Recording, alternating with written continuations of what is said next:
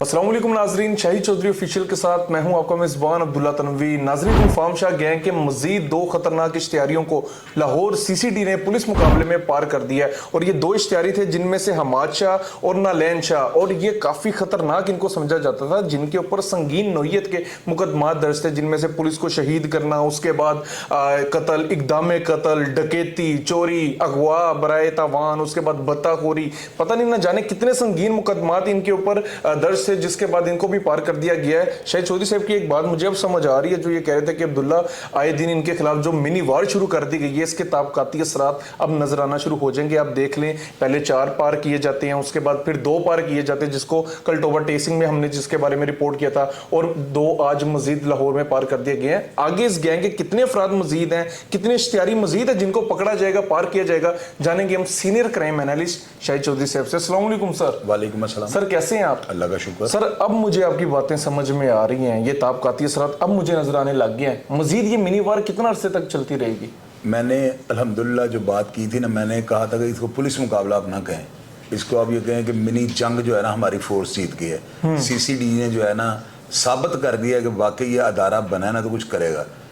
मैंने आपको कल ये कहा था कि ये जो पुलिस मुकाबला हुआ है ना, परसों मेरा गालिबन हमने प्रोग्राम लगाया और आपको मैंने ये कहा था उसी प्रोग्राम में कि ये जो है ना, ये जो गैंग है, इसके गैंग के जितने भी इश्तिहारी हैं ना, ये सिलसिला बड़ा लंबा चलेगा। ये एक बहुत यानी कि इतना बड़ा गैंग है ना कि अभी तो ये काम, अब ये समझ लो पार्टी स्टार्ट हुई है। अच्छा। ये जो 8 अफराद अभी तक ना, 4 वो भाई इकट्ठे, 2 कल मारे गए हैं, टोबा टेक्सिंग में 2 आज मारे गए हैं। ये सारे गुलफाम शाह गैंग है ना। अब गैंग कल मैंने आपको क्लियर किया था, इनकी सीआरओ जब निकालते हैं ना तो अब्दुल्ला उनके अंदर ना मुकदमेवार जो होते हैं उनके नाम आ जाते हैं। यहाँ से सीसीडी को पता लगता है कि ये उसी गैंग के जो है ना कारकुन या जो भी करिंदे लगा लें या राइट लेफ्ट हैंड उनको लगा लें, ये चीज़ क्लियर हो चुकी है और ये तयशुदा बात है जो आपको मैं बता रहा हूँ। अब इस गैंग ने जो है ना, ये चूंकि इनका सरगुना ख़त्म हो गया गुलफाम शाह, और अब सुनने में ये आया, बल्कि ये सुनने में नहीं आया, मैंने कंफर्म कर लिया ये बात ना, और जो मैं कंफर्म कर देता हूँ वो कंफर्म होती है। वकास से जब इनका पहला भाई मरा था ना और इन्होंने हलफ लिए थे, कब्रों पे कस्में खाई थी, उसके बाद ये 4 भाई जो है ना, इनको भक्खर की पुलिस ने मार दिया है। ऑडियंस को मैं ये बताने लगा और देखिएगा मेरी रिसर्च जो है ना किस हद तक होती है। इन्होंने वहां पर करोड़ों रुपए मलियत की जो है ना प्रॉपर्टी खरीद रखी थी। अच्छा, यानी वहां पे अपने आप को सेटल डाउन कर रहे थे कि ये चाह रहे थे कि हम वहीं पे शिफ्ट हो जाएं, फैमिली बच्चे वगैरह वहीं पे बुला लें। इन्होंने बंगले, गाड़ियाँ, वहाँ पे रहने के लिए प्लॉट्स वगैरह वहाँ पे खरीद लिए हुए थे और अपने पाँव जमाने शुरू कर दिए हुए थे। ये 9-10 महीने पहले का वाक़या है। तो इन्होंने चूंकि बत्ते वगैरह लेते थे, डकैती, अगवा, बराए तवान और सियासतदानों के अगवा, बराए तवान। क्या गया जी मैंने आपको नाज़रीन, ये बातें हैं कि सामने आप देखते जाएं। जिस तरह मैं वाक़या को रिपोर्ट कर रहा हूँ ना, और मेरे ऊपर बड़ी लिमिट्स होती हैं, मैं उनसे बाहर नहीं जा सकता हूँ क्योंकि फिर अदारे जो हैं वो खफा होंगे, वो कहेंगे हम तफ्तीश कर रहे होते हैं और आप बीच में अपनी टांग अड़ा लेते हैं। तो मैं वो काम नहीं करना चाहता। मैं चाहता हूँ कि मैं अपने अदारों को शाना बिशाना चलूँ। हमारा काम तफ्तीश करना नहीं है, हमारा काम है जो हालात हैं उनको मंजर-ए-आम पे ले आएँ ताकि अदारों की मामलत हो सके, झूठ सच का पता लग सके। अब ये जो है ना, ये वहाँ पे इतने ताकतवर हो चुके हुए थे। अब मैं कोई जो चीज़ बताने लगा ना, ये मुझे बतानी नहीं चाहिए, लेकिन मैं एक अपना फ़र्ज़ समझता हूँ कि मैं जो हक़ाइक़ पब्लिक के सामने रखूँ। इनसे जो है ना वहाँ पर बड़े ख़तरनाक हथियार पकड़े गए और वो उनकी जो है ना मिकदार, तादाद नहीं मैं कहूँगा, वो उनमें हर नोयत का जो है ना, यूँ समझ लें कि तैयारा शिकन जो है ना, तोपें उसके अंदर नहीं है और ऐसी राइफल जिनके पास हैं जो तैयारों को या हेलीकॉप्टर तक जो है मार कर सकती है इजीली। G3 है या उससे भी कोई होंगी, कोई और हथियार भी होंगे, मुझे सारी डिटेल का तो नहीं पता, लेकिन एक खेप पकड़ी गई है जहां पर ये रह रहे थे ना। जिस जगह पे इनकी इंफॉर्मेशन मिली वो जगह जो है ना, मेरे सुनने में आ रहा है कि वो जगह जो है ना 5-7 वो ना घर थे, यानी जहां पे ये इन्होंने अपनी पनाह ली हुई थी और ये जो है ना ये सारे वहां पे मौजूद थे। पुलिस ने जो है ना चारों तरफ से उस एरिया को कॉर्डन ऑफ कर लिया था और उन्होंने जो है ना ये रेड, क्योंकि ऐसे मुजरम जो होते हैं ना, ये मुलज़म जो होते हैं, इनका एक काम होता है, मैं क्योंकि बड़ी देर इन लोगों को जो है ना, इनको इनके साथ रहा भी हूँ, इनके साथ जो है ना एक समझ लें ज़िंदगी का एक टाइम मैंने गुजारा हुआ है ना, तो बड़ा कुछ मैंने इन लोगों से भी सीखा हुआ है। ये लोग ना सुबह फजर की अजान होने के थोड़ी देर बाद ना सो जाते हैं यानी कि ये नहीं, यानी इस तरह के जो क्रिमिनल्स होते हैं इनको ये होता है कि लाहौर में या पंजाब में जहाँ भी पुलिस ने नाके लगाए हो ना, अब सुबह की नमाज के बाद नाके नुके उठ जाते हैं और पुलिस जो है घरों में जाना शुरू कर दिया, रेड का टाइम खत्म हो जाता है। ये लोग ना सोने की कोशिश करते हैं कि अब हम सो जाएं, और इतने खतरनाक लोग इकट्ठे नहीं सोते। ये एक दो बंदा रैकी के लिए इकट्ठा एक दो बाहर छोड़ दिए क्योंकि खुले इलाकों में ये रहने के आदी होते हैं। पुलिस ने जो है ना बड़े पता नहीं क्या इन्होंने किया, ये चीज़ मैं कभी ना कभी ज़रूर जो मंजर आम पे आएगी मैं आप लोगों से शेयर करूंगा कि ऐसे खतरनाक जिन्होंने अपनी मौत को मारा हुआ था, इनकी नज़र में इन्होंने मौत के फरिश्ते को जो फारिग कर दिया हुआ था, ये तो मौत को इनका ज़हन में नहीं था कि हम मर सकते हैं। तो फिर पुलिस ने कैसे इनको कॉर्डन ऑफ कर दिया ना, पुलिस ने कैसे घेरा डाल लिया। तो ये जो है ना वहाँ पे जो इकराम जो है गोराया सब इंस्पेक्टर और साथ इरम जो सब इंस्पेक्टर है, इन दोनों ने आप यकीन करोगे इन दोनों ने जो है ना अपनी तली के ऊपर रख के जो है ना इन्होंने कॉर्डन ऑफ करवाया उस सारे एरिया को। जब इन्होंने घेर लिया है तो फिर उसके बाद वहां पे आपको पता है पुलिस वाले इन्होंने मौका तो नहीं देना और देना भी नहीं चाहिए था।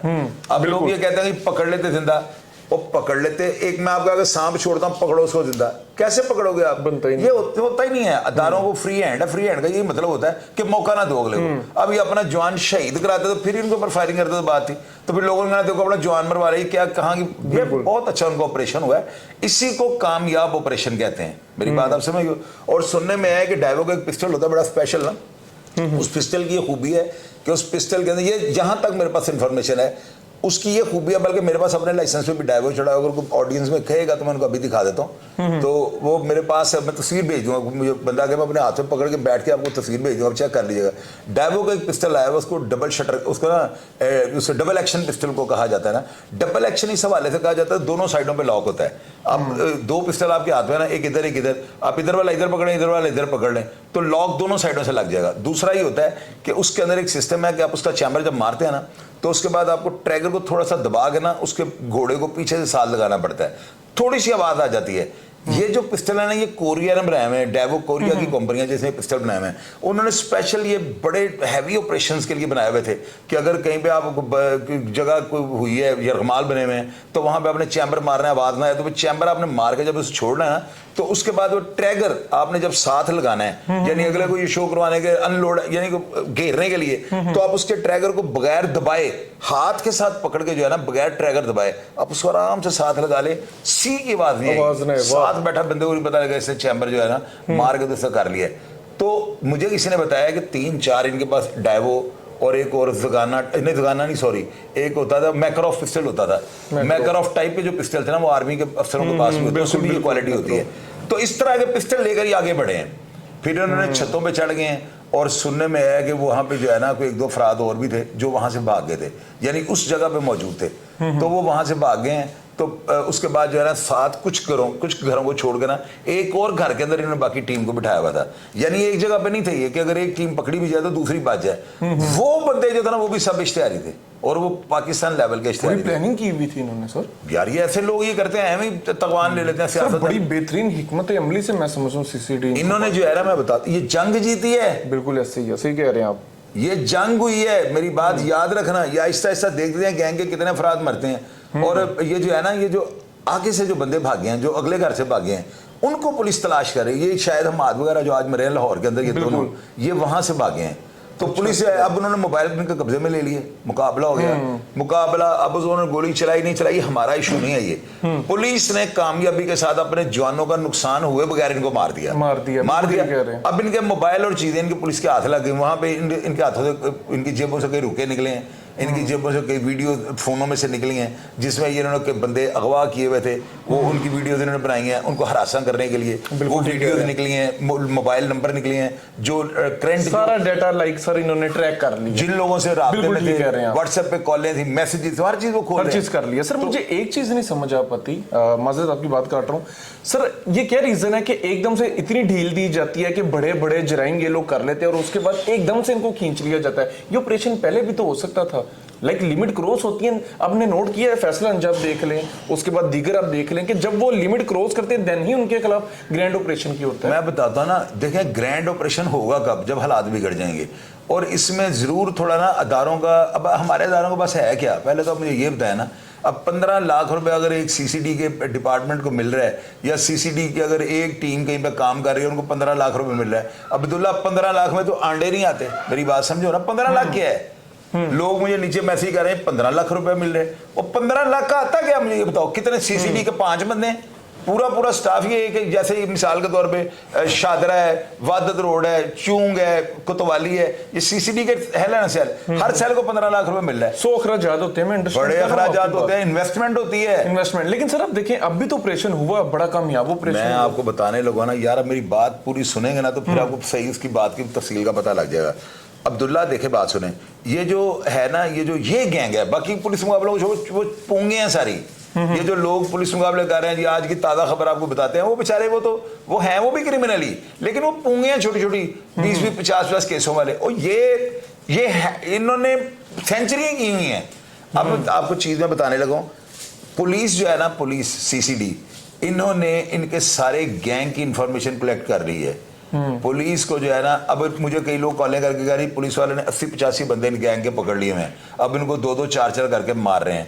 और भाई मेरी बात सुनो, तो ये खुशी का इजहार करें ना आप लोग, अगर ऐसे भी है, मैं कहता हूँ कि अल्लाह ताला करे कि ऐसे ही हो कि हमारी पुलिस जो है इनको जिंदा गिरफ्तार करने में कामयाब हो जाए, ताकि मजीद आगे इस तरह के कितने क्रिमिनल हैं उनको पता लग सके।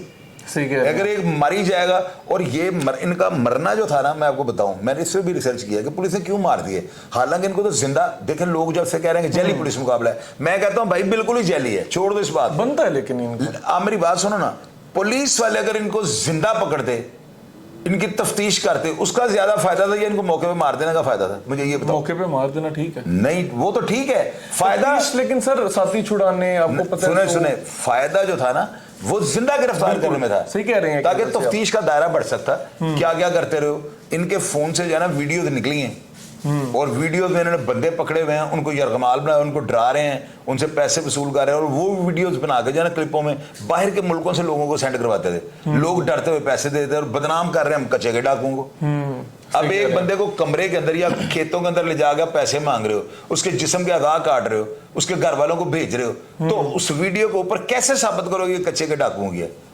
असल चीज जो है ना, वो कच्चे के डाकू नहीं, डाकू ये थे। सही कह रहे हैं आप। तो ये जो है ना, पुलिस ने बड़ा जबरदस्त काम किया है। और मैं आईजी पंजाब साहब से, अपनी मोहतरमा मैडम जो है मरियम नवाज साहब से गुजारिश करूंगा कि ये जो अफसरान हैं, एसपी जो तारिक मलिक हैं, इनको खराज तहसीन पेश किया जाए।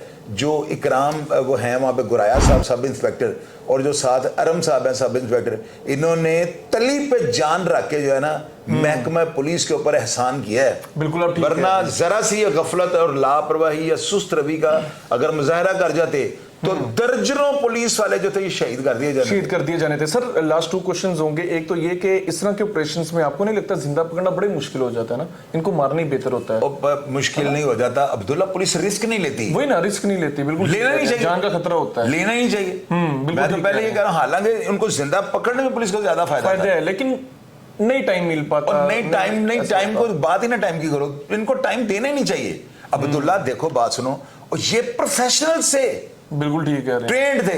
हमारी पुलिस जो है ये तो ऑपरेशन के टाइम गोली चलाती है ना, ये तो पता नहीं कितनी गोलियां चलाते थे। हमारी पुलिस तो ऑपरेशन के टाइम चैम्बर मारती है, पता नहीं कितने चैम्बर मारते थे। हमारी पुलिस तो टारगेट के लिए मौके के टाइम पे जब वो सोल निकालता है करता है, ये पता नहीं कितनी कर चुके हुए थे। ये सारी चीजें ना, ये कमांडोज थे। ये जो है ना, देखें लोग अभी जो है ना, अभी लोग सोच रहे हैं कि शाहिद चौधरी सबसे बेहतरीन वाकया को जो रिपोर्ट करता है, क्योंकि हकायक सामने रख देता हूं। ये पुलिस मुकाबला नहीं है, इसको मिनी जंग कहें आप। ये जो अदारों के और इन जो है ना गुलफाम शाह गैंग के दरमियान जो चल पड़ी है, अब इनका सिर्फ एक भाई जिंदा रह गया, वो बेचारा पता नहीं वो कहाँ पे होगा।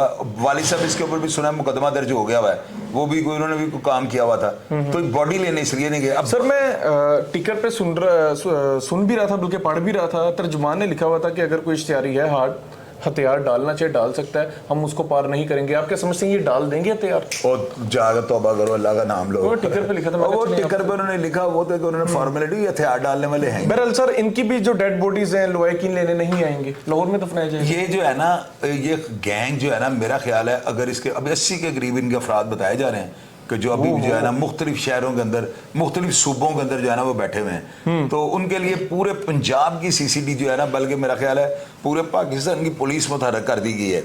इनके डाटे CDR हैं, किन अफराद के साथ ये राब्तों में थे।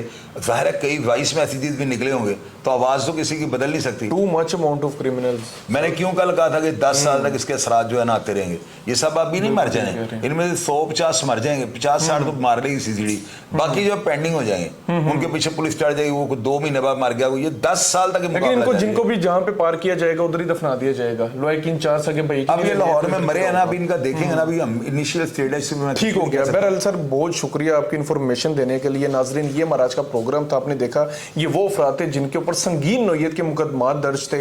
ये वो लोग थे जो कि मुआशरे के लिए तो नासूर थे ही, इन्होंने हमारे इदारों को चैलेंज किया हुआ था। उसके बाद काफ़ी ऐसे सियासी एहलकार थे जिनको इन्होंने बत्ताखोरी के एवज इन्होंने अपने पास रखा हुआ था। और भी ना जाने पता नहीं कौन कौन सी ऐसी चीज़ें हैं जो कि बिहाइंड द कैमरा तो बहुत चल रही हैं, लेकिन मजीद इन्वेस्टिगेट करने के बाद इंशाल्लाह ताला हम आपके सामने लाजमी रखेंगे। प्रोग्राम का फीडबैक ज़रूर दीजिएगा। इसी के साथ अपने मेज़बान अब्दुल्ला तनवीर को इजाज़त दीजिए। अल्लाह निगहबान।